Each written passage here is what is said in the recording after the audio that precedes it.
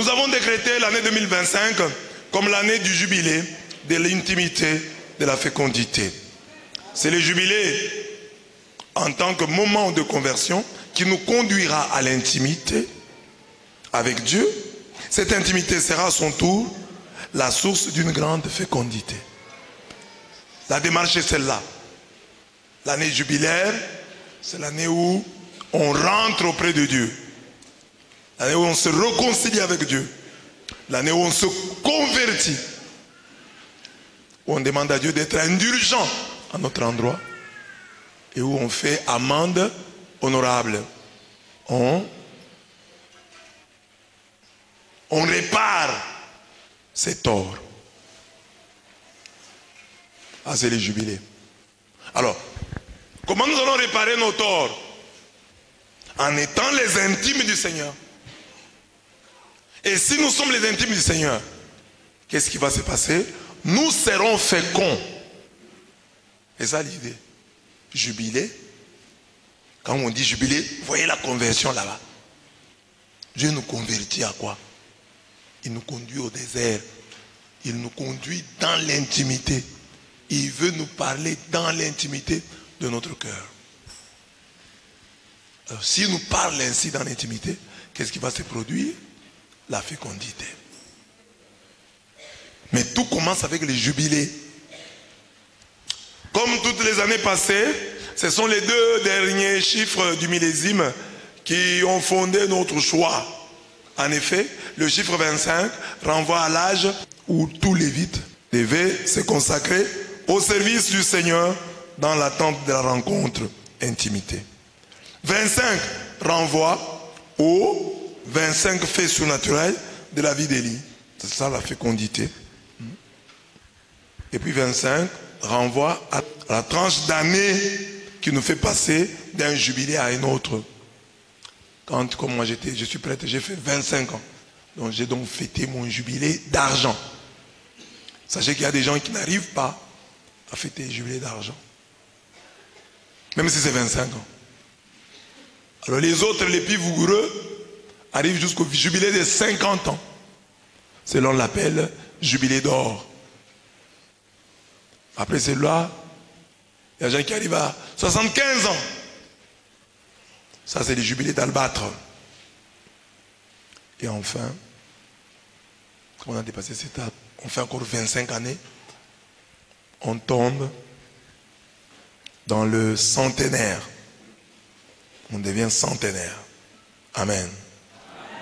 Avant d'entrer dans le vif du sujet, il faut fonder notre décret sur Isaïe 44, 26. Je confirme la parole de mon serviteur et j'accomplis ce que prédisent mes envoyés. Donc quand on proclame une année, on dit l'année 2. Il faut croire. Il faut croire que celui qui dit ça et toi-même, nous en avons reçu le pouvoir. Ce que vous lierez sur la terre sera lié. Ce que vous délierez sur la terre sera délié.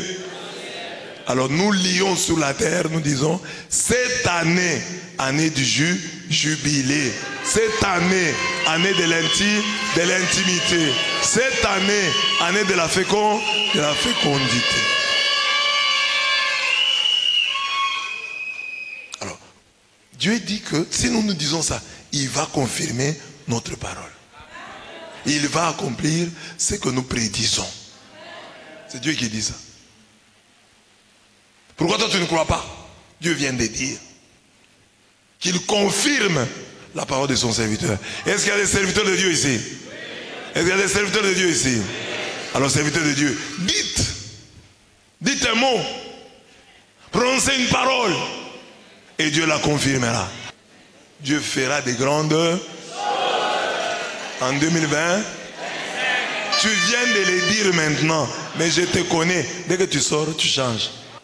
Dieu confirme la parole de son serviteur. Serviteur là, c'est pas moi, c'est toi. Parce que vous tous vous voyez, c'est moi. Non. Chacun doit dire d'abord pour son propre compte. Ne comptez pas d'abord sur moi. Que chacun de vous dise pour son propre. Parce que tu es serviteur de Dieu, tu es servante de Dieu. tu dis aussi que ce que je vais dire, Dieu va le confirmer. Parce que la mort et la vie sont au pouvoir de la langue. Qu'est-ce que tu dis pour cette année? Jubilé, intimité et fécondité. Premier point donc, les jubilés. D'après Lévitique 25, 1, 8 à 7, le jubilé intervient tous les 50 ans. Ça c'est dans la Bible.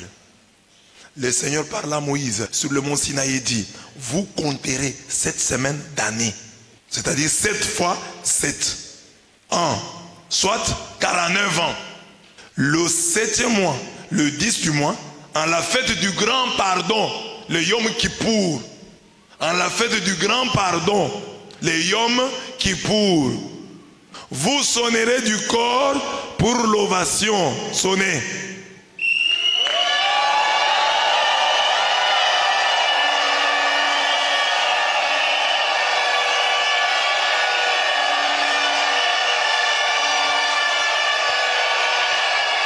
Amen. Amen. Donc cette année, comme nous n'avons pas de corps, chacun, on va voir la fidélité. C'est l'année du jubilé. Tu dois commencer à te promener avec ton corps là. Pas de corps.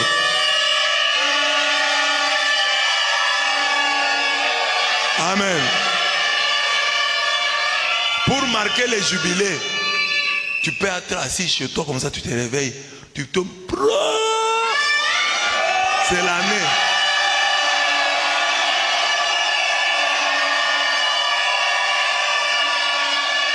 Amen. C'est l'année du corps. Corps, vous voyez comment on a écrit là-bas? Corps avec C-O-R. C'est l'année de la trompette. Tu dois trompeter.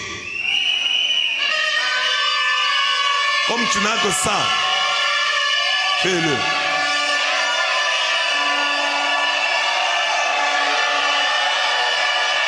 Amen.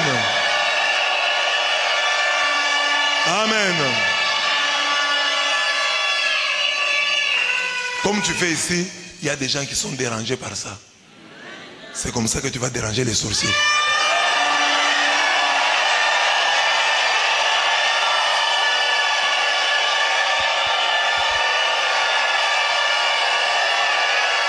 Amen.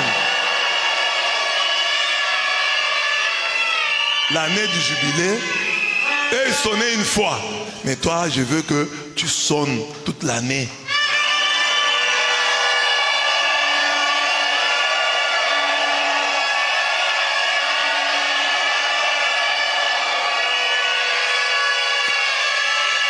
Amen. C'est de là que vient le mot jubilé. Beaucoup de gens croient que ça vient du latin. Jubilare. Non, ça ne vient pas du latin. Ça vient de l'hébreu Yobel. C'est le jour des trompettes. Yobel, c'est ça, la corne du bélier là, qu'on utilisait à l'époque comme trompette. Qui signifie Yobel. Vous ferez de la 50e année une année sainte. Et vous proclamerez la libération pour tous les habitants du pays. Dis à ton voisin, tu seras libéré. Dis-lui, c'est le jubilé. Sois libéré. Sois libéré. Sois libéré. Au nom de...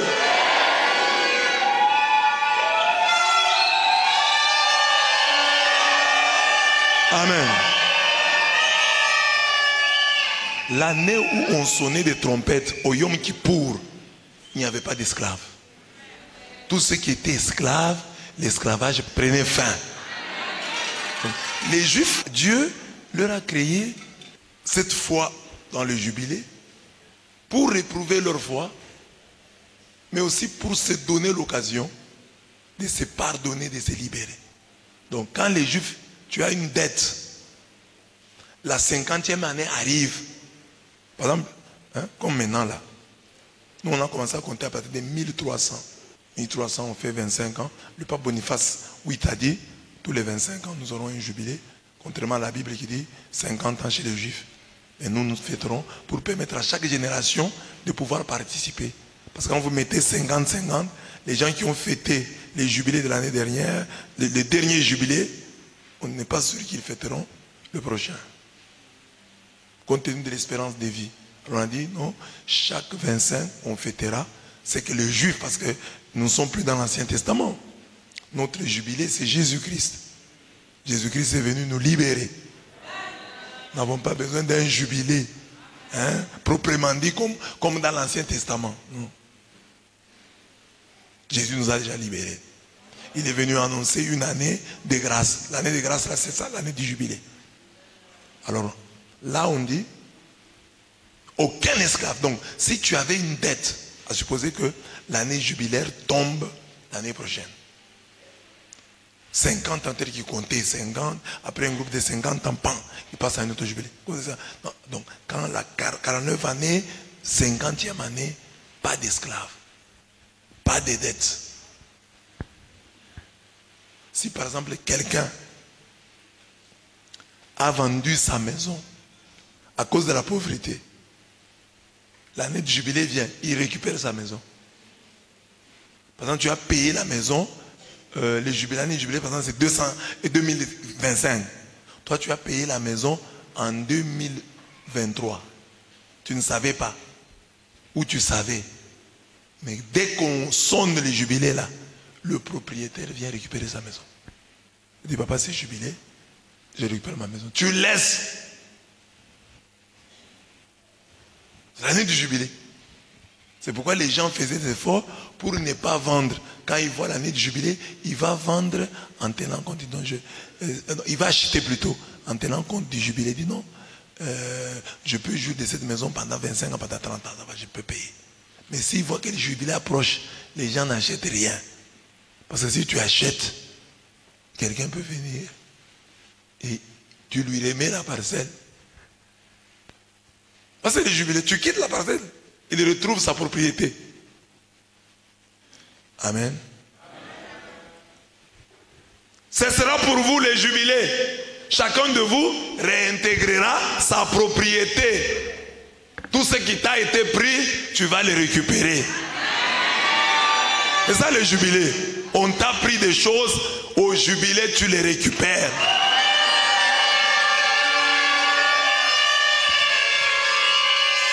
On t'a pris ta femme, tu la récupères. On t'a pris ton mari, tu le récupères. Jubilé, chacun rentrera dans ses droits. Ça c'est chez les juifs. Jubilé. Pas d'esclaves. Pas de dettes.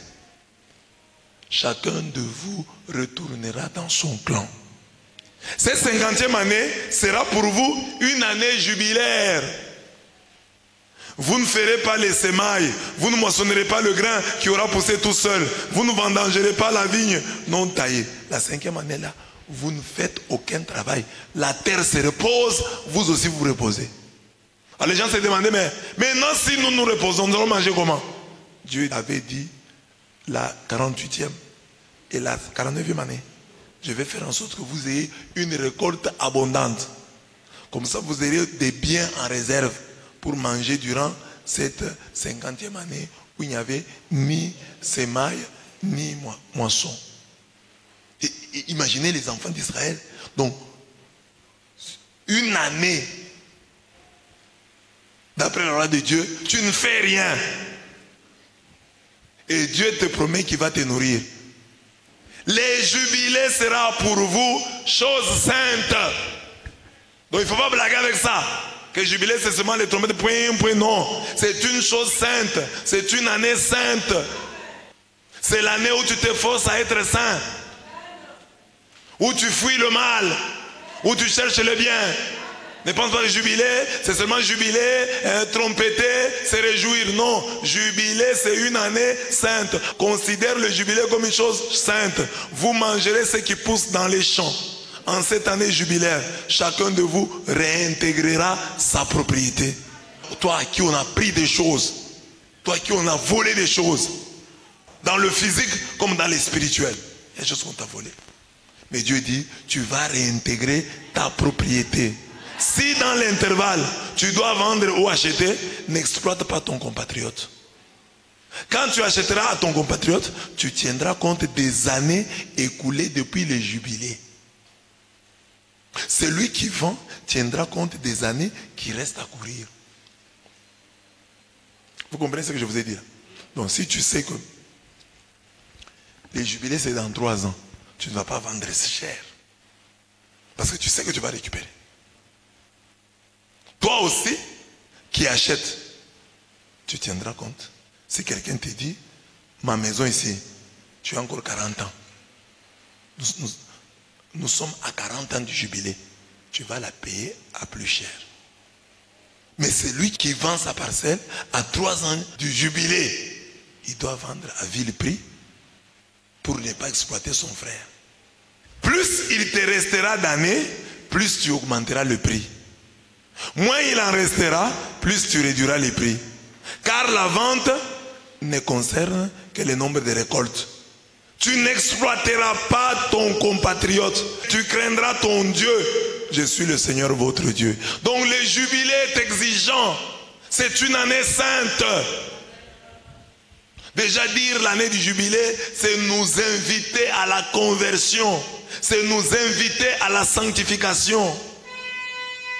Passe cette année dans la sanctification, dans la crainte de Dieu. Ne fais pas souffrir ton frère. Ne roule pas ton frère. Ne sois pas margoulin. C'est l'année du jubilé. On dit ici, tu n'exploiteras pas ton compatriote. Cette année, paye bien les motards. Cette année, paye bien les sentinelles. Paye bien ta bonne. Que la bonne voit. Ah, vous commencez à me payer bien comme ça. C'est le jubilé. Tu n'exploiteras pas ton compatriote.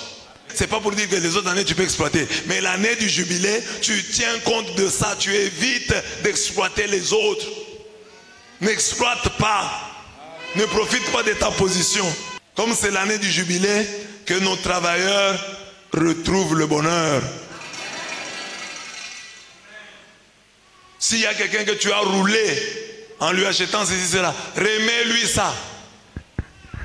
Quelqu'un qui était dans le malade. C'est comme ça que nous faisons. Hein? Quelqu'un qui tombe malade. Et il voulait vendre sa parcelle. Il dit la parcelle ici c'est 30 000. Nous attendons tous que la maladie devienne grave. Que la maladie devienne grave. Ils vont vendre ça à 5 000, à 10 000. La maladie est très grave. Ils ont mis à 30 000, personne n'est venu acheter. Ils ont baissé les prix, 20 000, personne n'est venu acheter. Toi tu sais, tu as l'argent. Tu attends seulement quand c'est 7 000 $. Là tu te présentes. Tu donnes, tu prends la parcelle. Parce qu'ils ne peuvent pas faire autant. Tu as exploité. Tu as profité de la faiblesse de l'autre. Dieu te voit. Même si nous les hommes, nous ne te voyons pas. Tu peux dire, ah j'ai fait une bonne affaire. Mais tu as fait souffrir quelqu'un. Quelqu'un était malade. Il ne t'a vendu cette parcelle que parce qu'il était malade. S'il n'était pas malade, il n'allait pas la vendre. Et toi tu as profité de sa maladie pour lui acheter la parcelle à vil prix. Et tu es parti témoigner à l'église que ton Dieu est fort. Il t'a permis de payer une parcelle d'un homme malade à 10 000 $. Jubilé. Ça ne vient pas du verbe jubilare, hein, qui signifie se réjouir. Non. Jubilé vient de l'hébreu yobel. Yobel qui signifie corps, trompette. Comme on peut le constater, les origines historiques du jubilé remontent à l'Ancien Testament. Vous ferez de la 50e année une année sainte et vous proclamerez la libération pour tous les habitants du pays. Ce sera pour vous le jubilé. Donc pendant les jubilés, on vit en paix. Pendant les jubilés, on s'entend.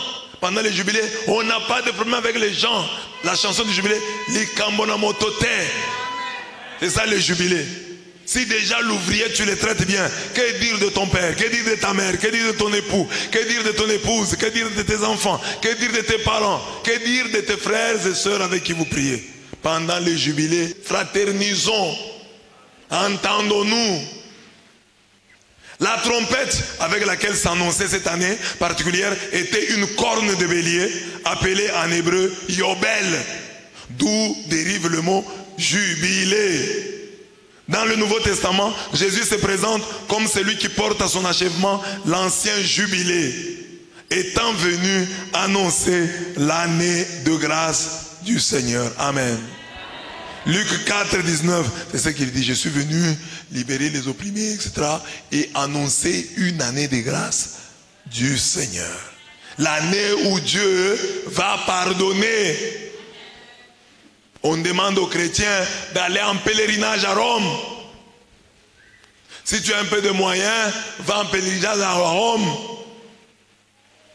pour te faire pardonner.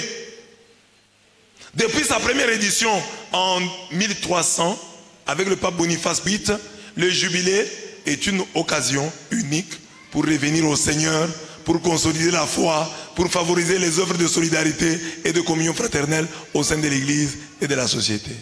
Pourquoi maintenant les papes ont récupéré? En 1300, les jubilés qui étaient cinquantenaires chez les Juifs est récupéré chez les catholiques. Et les catholiques disent, voilà, nous ne sommes plus dans l'Ancien Testament, nous sommes dans le Nouveau, mais cette fête peut nous parler. Alors nous allons l'organiser.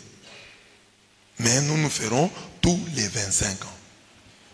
C'est ce pape qui décida de porter le rythme des années jubilaires à tous les 25 ans.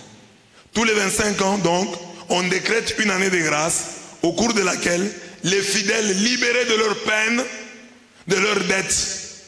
C'est un événement qui se déroule sur une année entière. Voilà. Les jubilés, c'est toute l'année. Dis à ton voisin, si tu as accepté que c'est l'année du jubilé, les jubilés c'est toute l'année. Même ici, c'est toute l'année. C'est un événement qui se déroule sur une année entière. De prières, des gestes concrets, comme l'ouverture de la porte sainte par le pape qui constitue le début officiel des célébrations. Donc l'année 2025 dans l'église catholique est décrétée année du jubilé. Alors j'ai pris ce thème général de toute l'église et je l'ai associé au thème de notre paroisse. Donc aujourd'hui le thème c'est du jubilé de l'église, pèlerin de l'espérance. Les papes nous invitent à être des pèlerins de l'espérance. Les gens qui marchent espérant quelque chose. Si l'espérance t'a fait marcher, donc l'espérance doit te faire marcher. Pèlerin de l'espérance. Avec les jubilés, chacun savoure la beauté de ses paroles. Au moment favorable, j'étais exaucé. Au jour du salut, j'étais secouru. Le voici maintenant, le moment favorable, le kairos. Le voici maintenant, le jour du salut. Amen. Les jubilés, c'est un kairos, un moment favorable, un jour du salut. 2025 doit être compris ainsi. Année du jubilé, moment favorable, jour du salut. Donc c'est la première idée, jubilé. Non, jubilé, oui, il y a l'idée de la joie, mais pas tellement. Mais d'abord, la première chose, c'est la trompette. Trompette pour réveiller. Au jour du Yom Kippour, au jour du grand pardon, on trompette. Ça veut dire que revenez à Dieu. Venez demander pardon. Réconciliez-vous avec Dieu. C'est l'année où tu dois te confesser plus que jamais. C'est l'année où tu dois chercher le pardon de Dieu. Dans ta vie, tu vas dire, oh, l'année où je me suis confessé, c'est 2025. Pourquoi? C'était l'année du jubilé. On nous a invités à ça. On a dit, vous ne pouvez pas vivre cette année avec des problèmes avec Dieu, donc des problèmes contre Dieu. Il faut que vous soyez en bon terme avec Dieu. Cherchez à être en bon terme avec lui. Jubilez. Demandez pardon. Vivez bien avec les gens. Remettez les dettes. Surtout ceux qui vivent le jubilé. Donc, si quelqu'un te doit l'argent, appelle-le aujourd'hui. Dis, mon cher, tu me devais $40. Ne paye plus, c'est fini. Jubilé. Quelqu'un dit, moi il doit beaucoup d'argent, je ne peux pas faire ça. Mais tu ne sais pas ce qui peut t'arriver par obéissance à la parole de Dieu. Tu peux penser que tu fais ça, tu vas perdre. Non, il y a un Dieu au ciel. Et beaucoup de chrétiens ne croient pas ça. Ils croient que nous blaguons, ce sont des conférences, ce sont des cours. L'église, c'est comme on encadre les étudiants à l'école. C'est pas ça. Ici, c'est vrai. Toutes les paroles que je prononce ici, si tu les acceptes, tu les verras s'accomplir dans ta vie. Dieu ne ment jamais. Voici le moment favorable. Voici le jour du salut.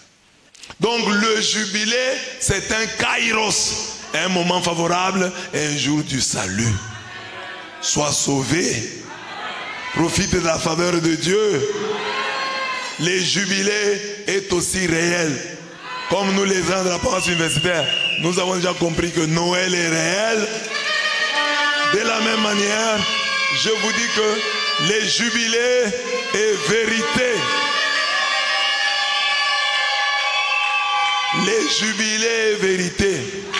Quand les serviteurs de Dieu, le pape François, décrètent que cette année c'est une année de jubilé, il y a donc des forces de partout qui s'unissent pour que cette année soit vraiment jubilaire. Je confirme la parole de mon serviteur. Le pape a dit c'est l'année jubilaire, donc il y a des bénédictions du jubilé. Vis de telle sorte que tu puisses les capter, qu'elles puissent devenir tes bénédictions et non seulement les bénédictions des autres. Voilà l'idée du jubilé. Il faut reprendre année du jubilé. Donc le pape a dit cette année c'est l'année jubilaire. Donc il y a des bénédictions. Si je suis ce qu'on dit ici, je serai béni. Amen. Donc le jubilé nous appelle à la conversion. Et lorsque nous nous convertissons, qu'est-ce que nous avons comme premier comportement? L'intimité. Nous partageons l'intimité avec le Seigneur. C'est que l'intimité. Par intimité, on entend la vie intérieure profonde. Nature essentielle de quelqu'un, c'est qui reste généralement caché sous les apparences, impénétrable à l'analyse. Donc tu vois, quand tu es là, c'est que tu penses là. C'est ça. C'est là que Jésus veut s'asseoir. C'est que nous, dans ce que nous ne voyons pas là. C'est ça. C'est là que se trouve la maison de Jésus. Dans ce que nous ne voyons pas. Ici tu peux venir. Le jour de... Alors tu n'as pas la joie.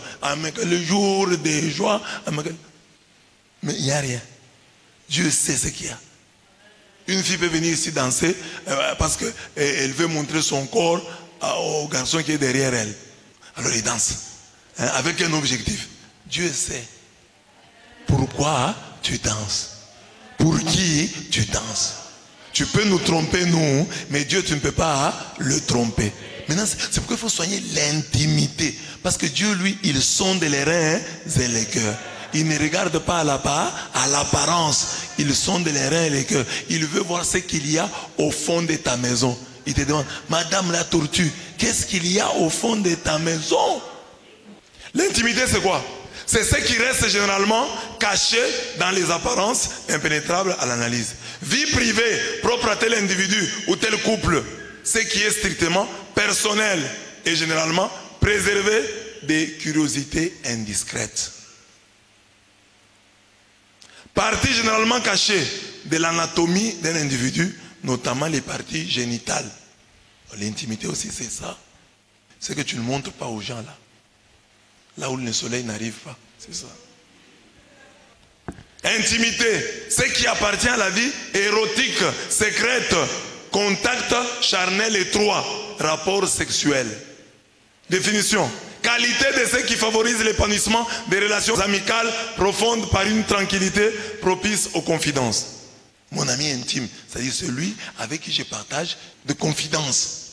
Nous avons des secrets. Il va me dire ça, je n'ai dit qu'à toi. Et moi je vais lui dire ça, je n'ai dit qu'à toi. On le sent, l'intimité, c'est tout ce qui renvoie à ce qui est intérieur, profond, secret. Alors ce texte de Matthieu 6,6 peut nous aider. Mais quand tu pries, entre dans ta chambre, ferme ta porte et prie ton Père qui est là dans le lieu secret. Et ton Père qui voit dans le secret te le rendra. Donc cette année, tu auras plus de prières secrètes que de prières publiques. Parce que dans les prières publiques, tu nous trompes. Tu pries parce que c'est l'ambiance. Tu vois ton voisin qui prie. Si tu ne pries pas, on risque de te trouver suspect. Et dans la peur de te trouver suspect, tu pries aussi. Oui, Seigneur, oui. Comme il a dit là, ça va. C'est ce que je veux aussi faire. Merci, Seigneur. Intimité. C'est l'année donc de la prière personnelle. De la prière en chambre. De prières cachées. Tu fais des prières, ton mari ne voit pas. Tu fais des prières, ta femme ne voit pas. Parce que je vous ai toujours dit, les dangers des prières publiques.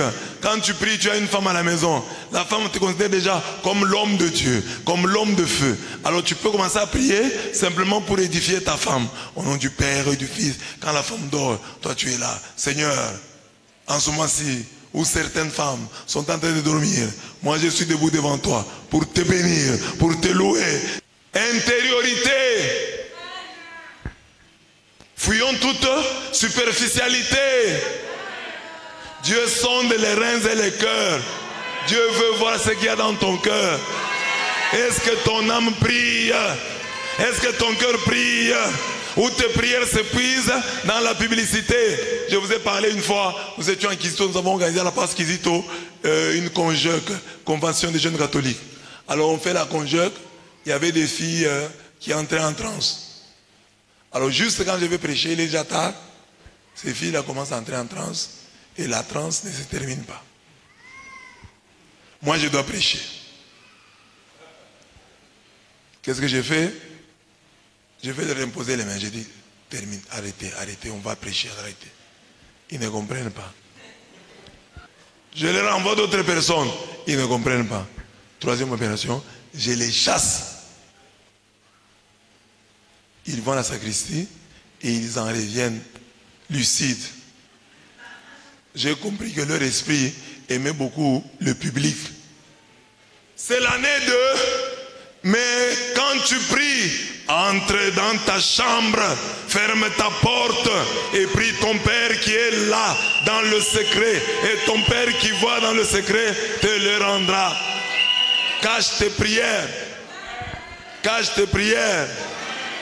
Cache tes prières. Intimité.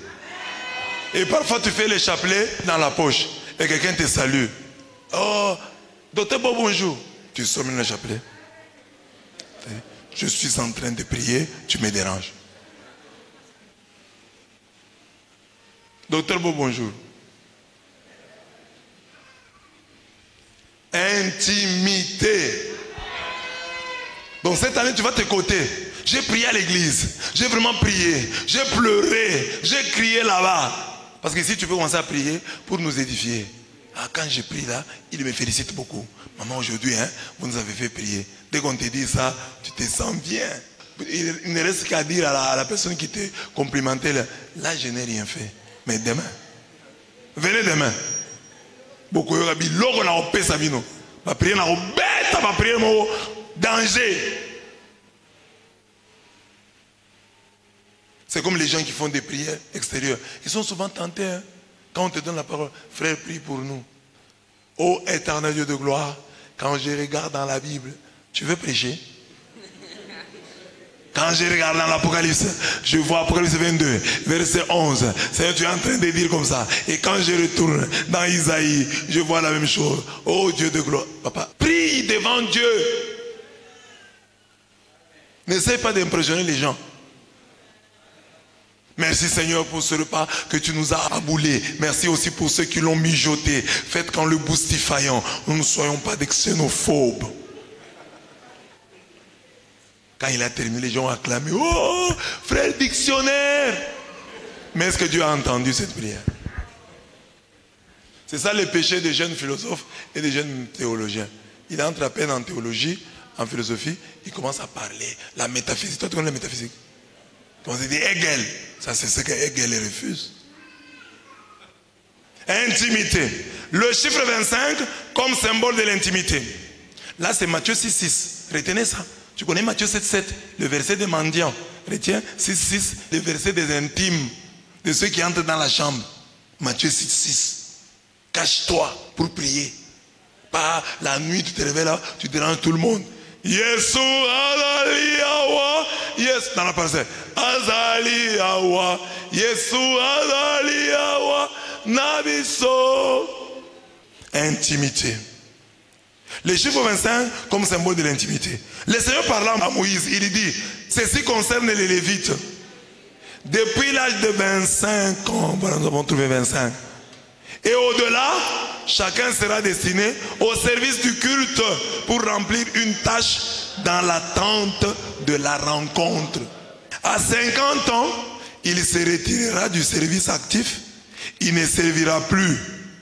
Toutefois, il aidera ses frères à garder les observances dans l'attente de la rencontre. Mais il ne remplira plus de tâches continuelles. Ainsi feras-tu pour les Lévites en ce qui concerne leurs observances. Nombre 8, 23 à 26. Le Lévite était membre de la... C'est la tribu de Moïse, d'Aaron et de Myriam. Mais il n'avait pas accès à l'autel. Même s'il travaillait, il n'avait pas accès à l'autel. Au sujet de ces Lévites, la Bible affirme: je donne comme possession aux fils de Lévi toute dîme en Israël. Donc toutes les dîmes ont donné aux fils de Lévi. Pour les services qu'ils font, les services de la tente d'assignation. C'est la tente de la rencontre qu'on appelle aussi tente d'assignation. Les enfants d'Israël n'approcheront plus de la tente d'assignation de peur qu'ils ne se chargent d'un péché et qu'ils ne meurent. Les Lévites feront le service de la tente de la rencontre et ils resteront chargés de leurs iniquités. Ils n'auront point de possession au milieu des enfants d'Israël. Ce sera une loi perpétuelle parmi vos descendants.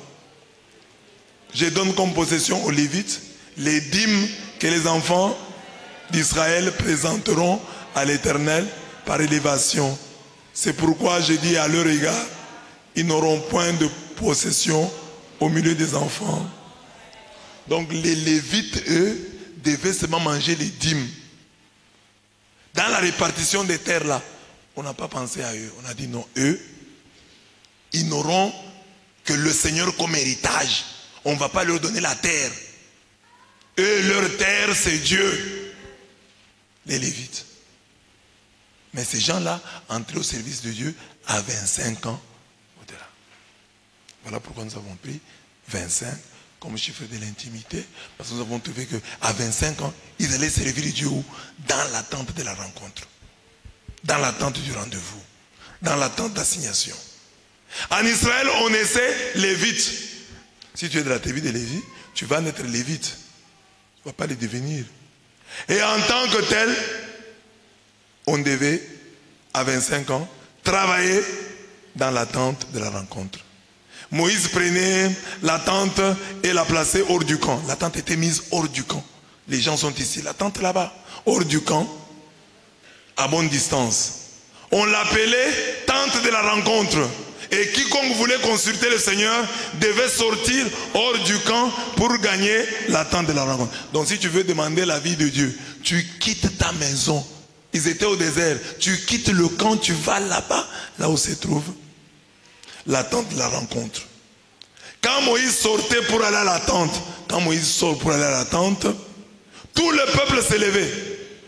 Chacun se tenait à l'entrée de sa tente et suivait Moïse du regard jusqu'à ce qu'il soit entré. Au moment où la colonne de nuée descendait, se tenait à l'entrée de la tente et Dieu parlait avec Moïse. Tout le peuple voyait la colonne de nuée qui se tenait à l'entrée de la tente. Tous s'élevaient et se prosternaient, chacun devant sa tente.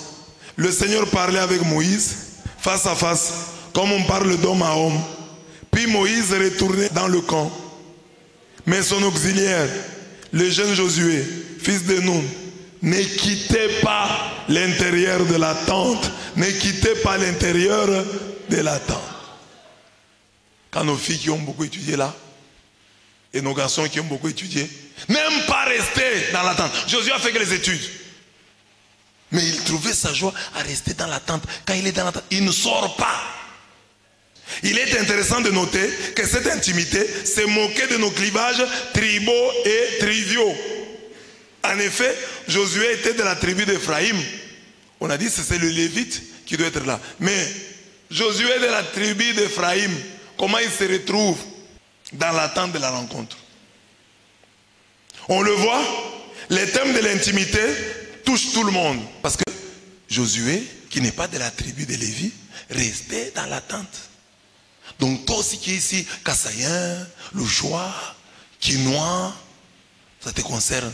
Si tu penses seulement que, oh, Josué restait. Mais Josué n'était pas de la tribu de Lévi.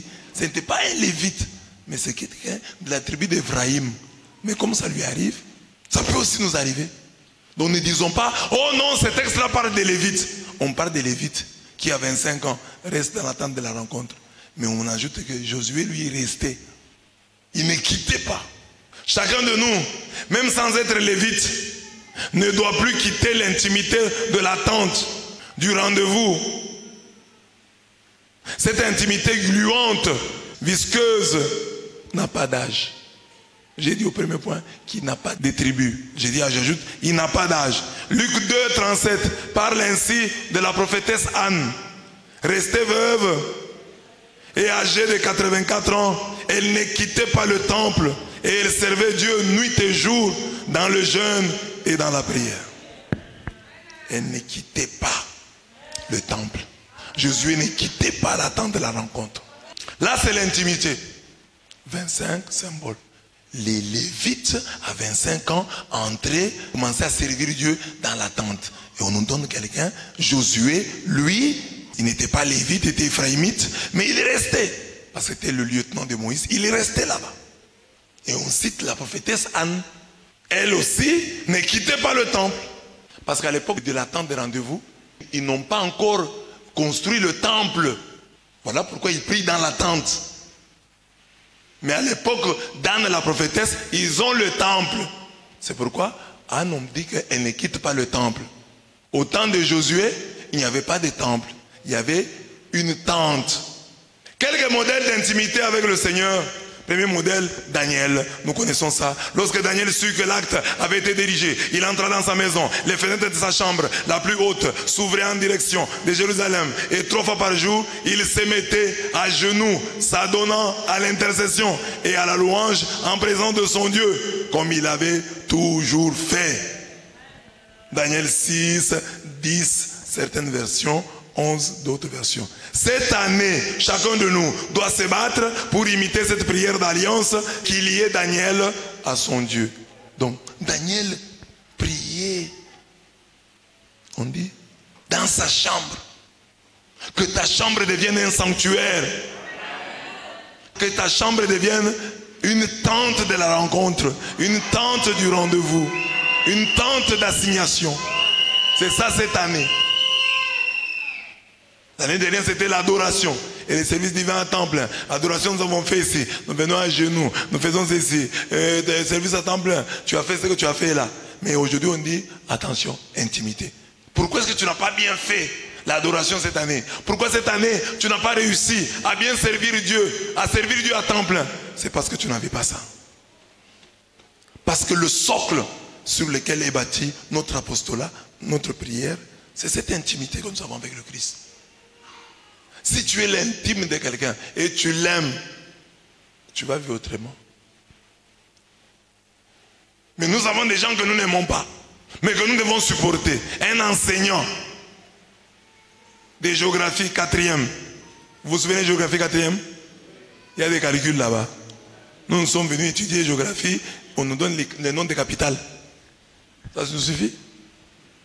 Mais là, il vient avec des calculs, il faut calculer comme ça. Pluviométrie. Ah, papa.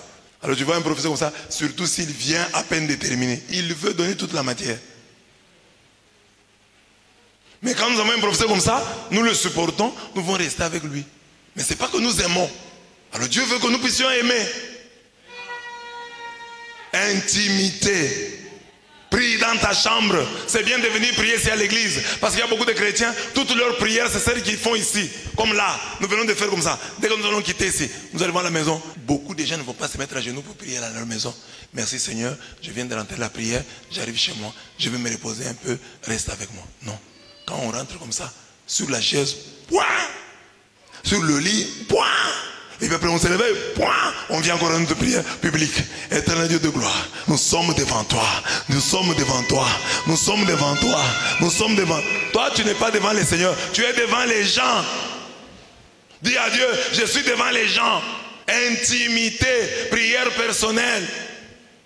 Cette année, c'est ça ton combat. D'abord jubilé, le jubilé qui t'amène à la conversion. Tu prends la décision de dire non, il faut que je cherche personnellement mon Dieu. Que je le cherche dans ma chambre. Que je m'enferme dans ma chambre. c'est l'année où je passerai beaucoup d'heures dans ma chambre en train de prier. Il y en a qui disent amen, qui n'ont pas de chambre. Demande à ton voisin, est-ce que tu as une chambre? Parce que dans la chambre là, tu dors avec ton petit frère, avec ton neveu. Deuxième exemple, Néhémie.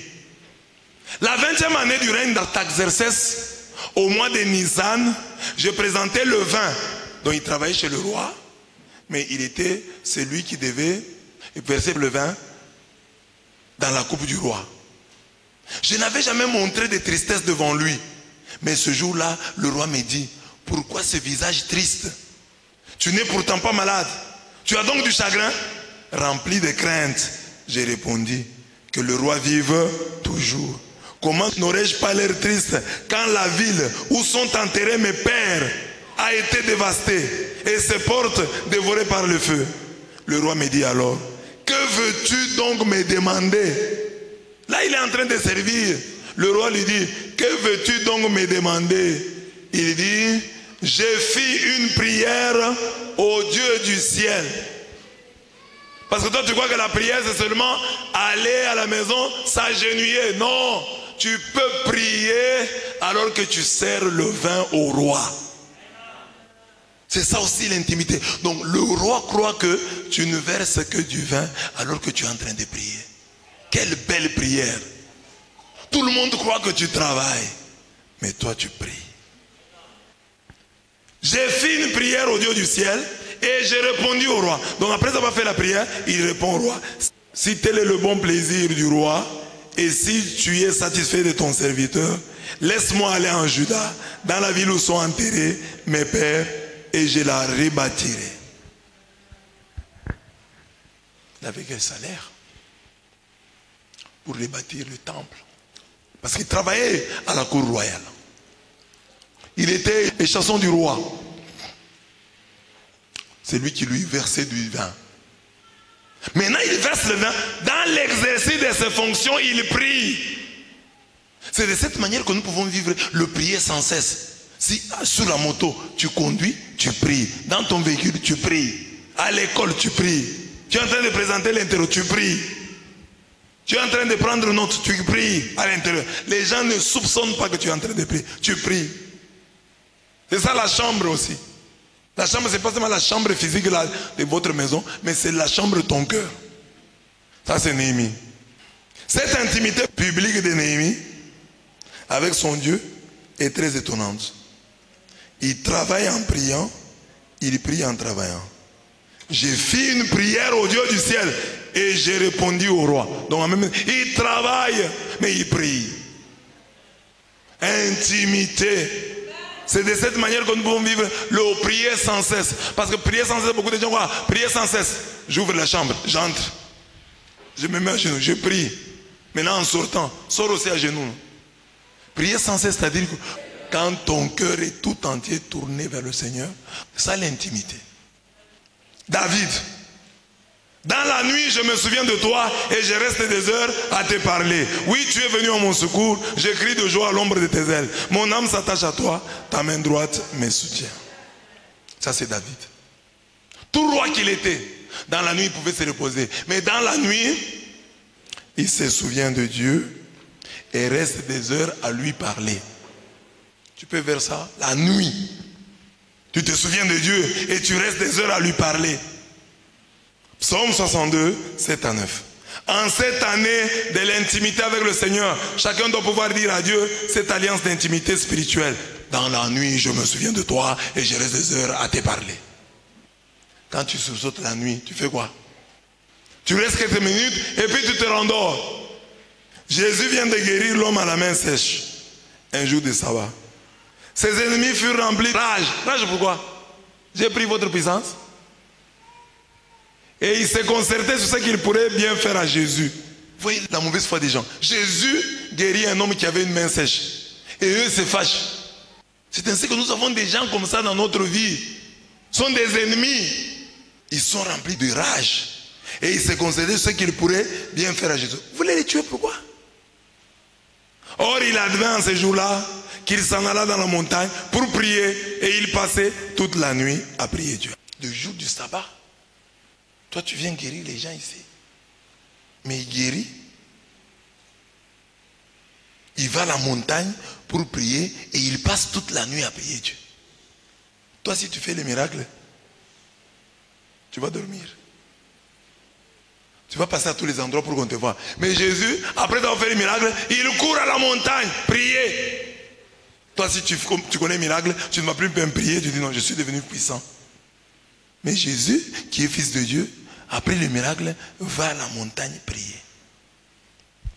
Un autre texte. Or, il advint en ce jour-là qu'il s'en alla dans la montagne pour prier. Et il passait toute la nuit à prier Dieu. Lorsqu'il fit jour, il appela ses disciples et en choisit 12. Donc il en avait beaucoup. Mais il a pris le temps de prier, de passer toute la nuit à prier Dieu. Et le matin, il a pris une bonne décision. Il a choisi des gens qui étaient des illettrés, mais qui nous ont amené l'évangile ici. Jésus est un rabbi. C'est un prédicateur, mais il doit être connu comme un homme de prière qui priait le jour et la nuit. Le matin, bien avant le jour, il s'éleva, sortit et s'en alla dans un lieu désert. Et là, il priait. Toi, il ne reste que moins un pour que tu ailles prier à la radio. Amen. Intimité. Prière personnelle. Jésus priait avec les apôtres, mais là, il se retire à la montagne. Il se retire dans un lieu désert. Pour faire quoi? Pour prier. Que ta prière ne s'épuise pas dans la communauté. Ne prie pas seulement quand nous sommes là. Cette année, entre dans la chambre de ta maison. Entre dans la chambre de ton cœur et prie. Intériorise. Ne fais pas des choses parce que M. Rabbi a dit. Non, intériorise. Trouve cela judicieux. Trouve cela juste et bon. Luc 14, 23, la même chose. Jésus priait avant et après les miracles. Nous prions souvent avant. Donne-moi Seigneur. Dieu te donne, tu ne pries plus. Ou tu commences à prier seulement ici. C'est ainsi qu'après la multiplication des pains, après avoir renvoyé les foules, il gravit la montagne à l'écart pour prier. Le soir venu, il était là seul. Dieu ne peut qu'exaucer cet homme qui réussit toujours à créer du temps d'intimité pour lui parler. Pour parler à son Dieu. Intimité.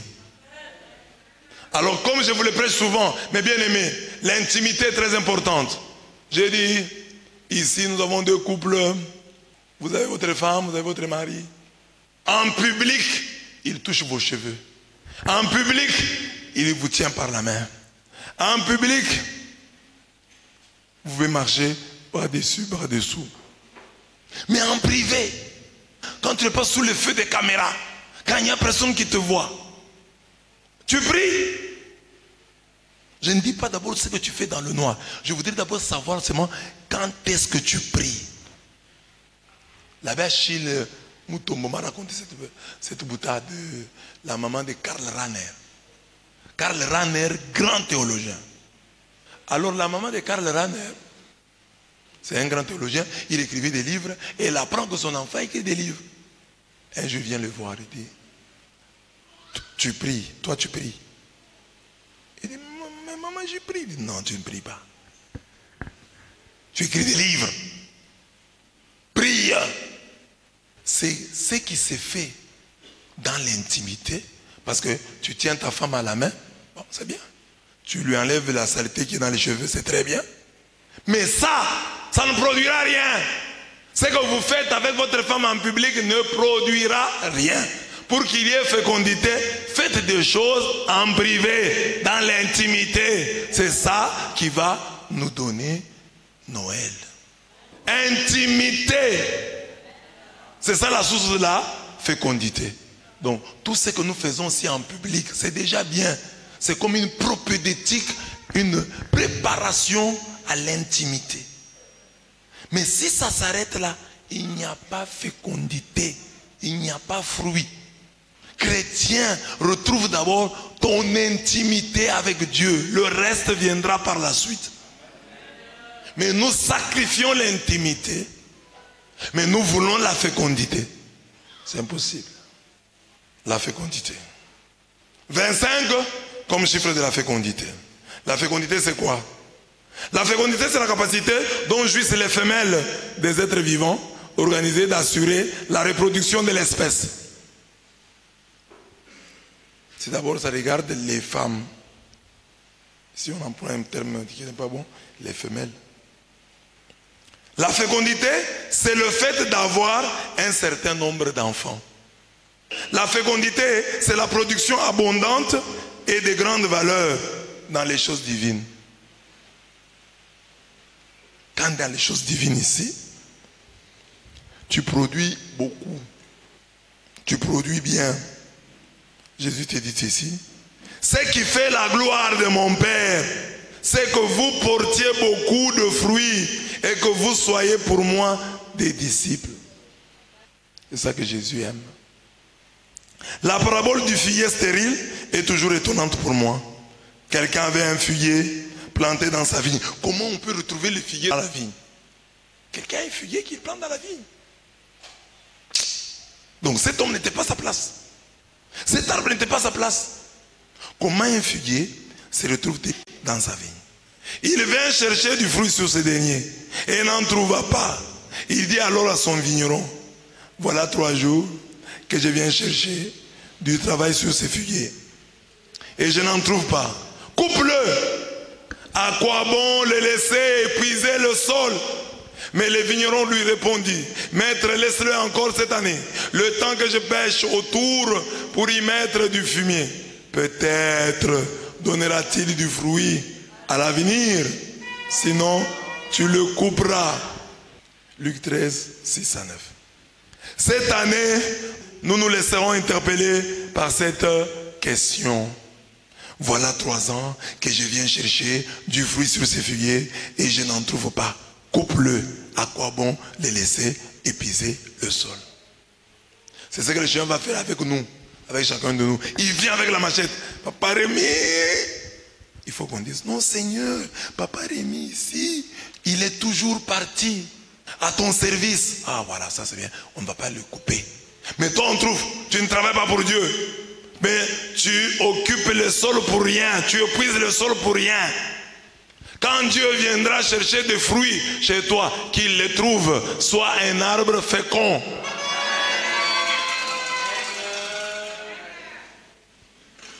Tu le peux. Ne dis pas c'est compliqué. Ne sois pas sur la terre comme quelqu'un qui épuise le sol.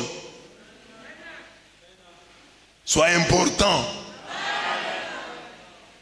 Mais avant d'être important, sois utile. 25 comme chiffre de la fécondité. Élie est le 25 fait surnaturel de sa vie. La vie d'Élie fut remplie de faits surnaturels.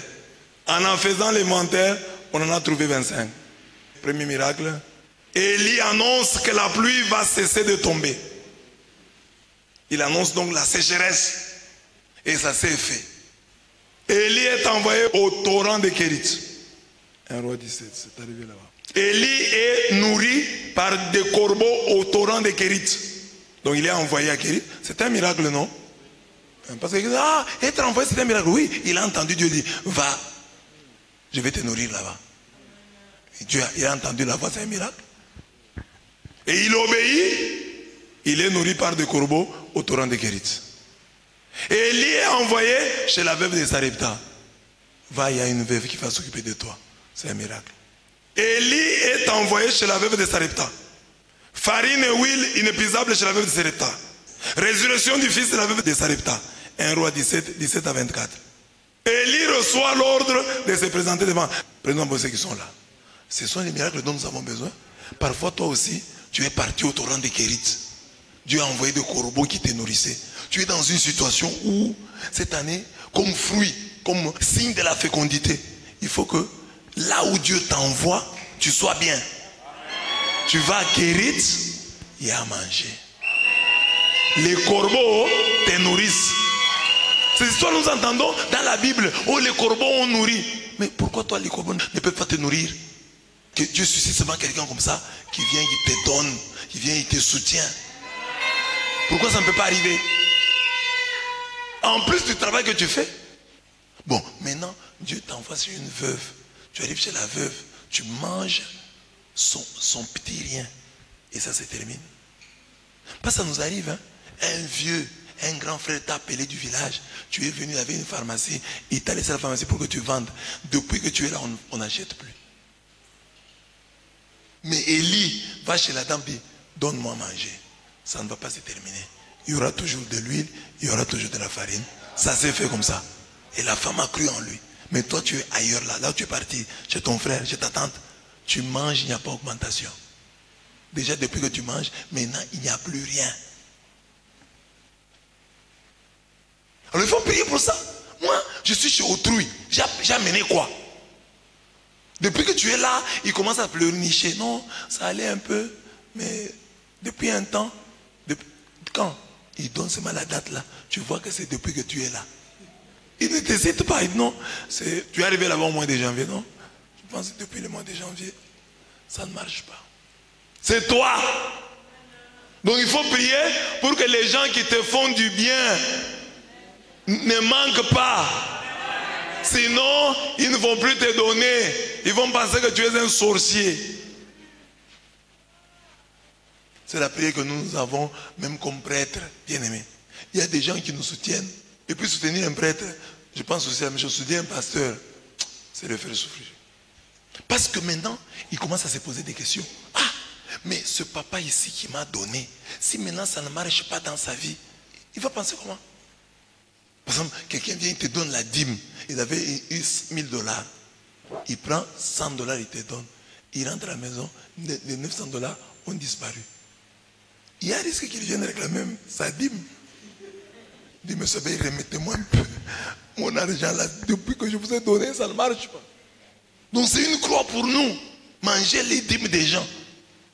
C'est-à-dire que tu es là, tu dis, mais si Dieu ne bénit pas l'homme qui m'a donné sa dîme, je vais faire quoi? C'est un fardeau. Manger les dîmes là, c'est fardeau. Ça pèse, hein? Donc lui est allé là-bas chez la veuve de Sarepta. La farine et l'huile de la veuve ne se sont pas épuisées. Toi, on t'a reçu. Maman, ce garçon ici mangeait bien quand il était célibataire. Depuis que tu es venu, en plus du fait que tu manges beaucoup, il n'y a plus rien. Le monsieur a maigri. Quand tu entres dans la vie des gens qui t'ont aidé, il faut prier, avoir ces miracles. Ce fruit-là, cette fécondité qu'avait Élie. Je mange chez toi, la farine ne s'épuise pas, l'huile ne s'épuise pas. C'est la grâce qu'avait Joseph. Son ombre a béni son patron. 6. Résurrection du fils de la veuve de Sarepta. Donc non seulement il a mangé, non seulement il a fait que la farine et l'huile ne se terminent pas. Le fils de la veuve est mort. Et lui est venu le ressusciter. Élie reçoit l'ordre de se présenter devant Akab. Akab veut le tuer. Et on lui dit, va te présenter devant lui. Mais il va me tuer, vas-y. Le feu descend du ciel sur l'autel du mont Carmel. Le Dieu qui répondra par le feu, c'est celui qui sera le vrai Dieu. Et le Dieu d'Élie a répondu par le feu. C'est Yahweh qui est Dieu. C'est Yahweh qui est Dieu. C'est Yahweh qui est Dieu. Élie annonce le retour de la pluie. Lui qui avait annoncé la sécheresse, il annonce maintenant la pluie. Alors sois un prophète comme ça. Il y a des gens qui sont forts pour nous envoyer la sécheresse. Les mamans yens, les mamans yens. Si maman se fâche et soulève les habits contre son enfant, qu'est-ce qui va arriver à l'enfant? L'enfant va souffrir. Mais ça c'est la même logique. Avec celui qui vole l'argent de son ami directeur. Tu as un ami qui a beaucoup d'argent, tu le voles. Tu as volé, L'ami a beaucoup d'argent, tu le voles un peu, c'est un vol. Donc, il y a des gens qui savent appeler la sécheresse sur la vie des gens, mais qui sont incapables de rappeler la pluie. C'est ce que vous voyez aujourd'hui, il y a des prophètes. Il peut bien te dire d'où vient ton mal, mais dis-moi comment je vais y mettre fin. Rien. Il a appelé la pluie revient. La course d'Élie, lui qui était piéton, il a couru plus que Akab qui était véhiculé. Élie est nourri sous le genêt. Lève-toi et mange. Élie marche 40 jours vers le mont Horeb. 1 Roi 19, 7 à 8. Élie rencontre l'Éternel sur la montagne d'Horeb. 1 Roi 19, 8 à 18. Prophétie contre la lignée d'Akab. Prophétie sur Akab, repenti. Prophétie contre Jézabel. Prophétie contre Akazia, fils d'Akab. 50 hommes consumés. 1 Roi 9 à 10. Homme de Dieu descend. Ah, si je suis un homme de Dieu, que le feu descende. 50 hommes ont été consumés par le feu du ciel. 50 autres hommes consumés. Le deuxième est venu. Il a parlé avec arrogance. Le troisième. Seconde prophétie contre Akazia, fils d'Akab. Élie est averti qu'il va être enlevé. 23. Traversée du Jourdain. 2 Rois 2, 1 à 8. Prophétie relative à la double portion demandée par Élisée. 2 Rois 2, 9 à 10. Et enfin, 25e fait surnaturel de la vie d'Élie, enlèvement d'Élie. Donc on dirait que le parcours d'Élie, c'est notre parcours. Non seulement parce qu'il détermine avec ce que je viens de dire, mais parce qu'on a vu le cheminement d'un homme dont on peut dire qu'on le connaît. Mais il y avait ça, 25, nous sommes en 2025, 25 faits surnaturels dans la vie d'Élie. Alors c'est une interprétation pour nous. Notre fécondité aussi, ayons 25 faits surnaturels. Et ce qu'on dit là, c'est ce que les gens sont venus rapporter. Mais les autres, donc 25 faits surnaturels. Que Dieu mette du surnaturel dans ta vie. Que le parcours d'Élie soit aussi ton parcours. Il a terminé par l'enlèvement au ciel. Que Dieu t'élève. Traverse le Jourdain. Prends ton manteau. Frappe-le sur les eaux. Les eaux vont vous laisser le passage.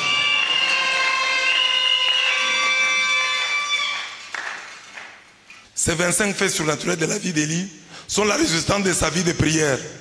Un de ces faits, le 10e, semble les résumer tous. Qu'est-ce que nous avons au 10e? Quel est le 10e fait surnaturel d'Élie? La pluie revient. Pour que la pluie revienne, vous savez ce qu'il a fait? Il s'est mis à genoux. Va regarder du côté de la mer. Tu vois quand je vois une petite... je ne vois rien. Je ne vois rien. Je ne vois rien. 6e fois, je vois un petit nuage qui a la dimension d'une main humaine. Le prophète s'élève. Il dit, dites à Akab, la pluie va tomber. Et c'est ce que je vous disais. Pour dire que la pluie cesse, il a dit seulement, il ne tombera de pluie ici et des rosées que si j'en donne l'ordre. Et ça s'est exécuté. Mais maintenant, pour que la pluie revienne, il s'est mis à genoux. La tête entre les pieds. Il se courba vers la terre et mit son visage entre ses genoux. Il dit à son serviteur, monte et regarde du côté de la mer. Le serviteur monta et regarda. Il dit, il n'y a rien. 7 fois de suite, il dit, retourne. La 7e fois, le serviteur annonça, voilà un nuage qui monte de la mer, gros comme le poing. Alors Élie dit au serviteur, va dire à Akab, attelle ton cheval et descends de la montagne avant d'être arrêté par la pluie.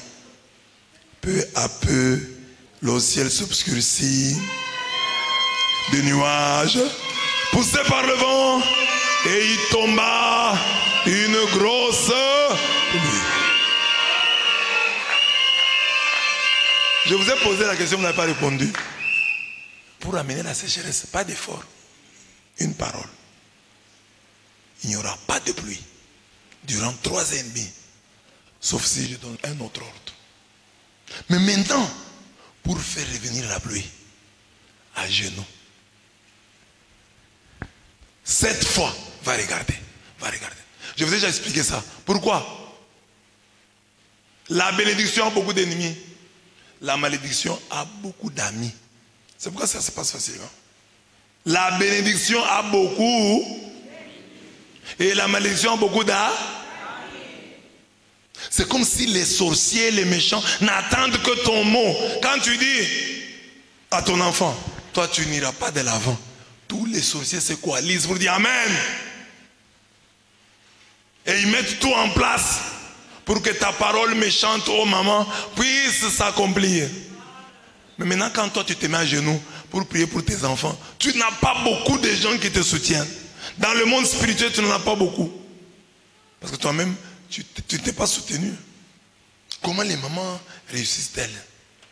Les enfants disent, oh non, moi si j'ai des problèmes, c'est parce que ma mère m'avait dit ceci. Parce que dans notre famille, il y avait eu ceci. Là, chacun doit comprendre que dans la vie, fais en sorte que tu aies beaucoup de gens qui prient pour toi. Parce que tu ne sais pas le nombre de ceux qui te maudissent. Tu as quelqu'un qui peut être ton allié spirituel. Tu lui fais la guerre. Tu as déjà des guerres avec beaucoup d'autres personnes. Tu ajoutes encore celui-ci qui pouvait être ton allié spirituel. Ça, c'est la fécondité. Les 25 faits surnaturels de la vie d'Élie doivent nous interpeller. Une intimité soutenue, persévérante avec Dieu, produit toujours des fruits surnaturels. Cette année 2025, les jubilés nous conduisent à l'intimité avec le Seigneur et cette dernière produit en nous une fécondité surnaturelle totale. Que Dieu vous bénisse.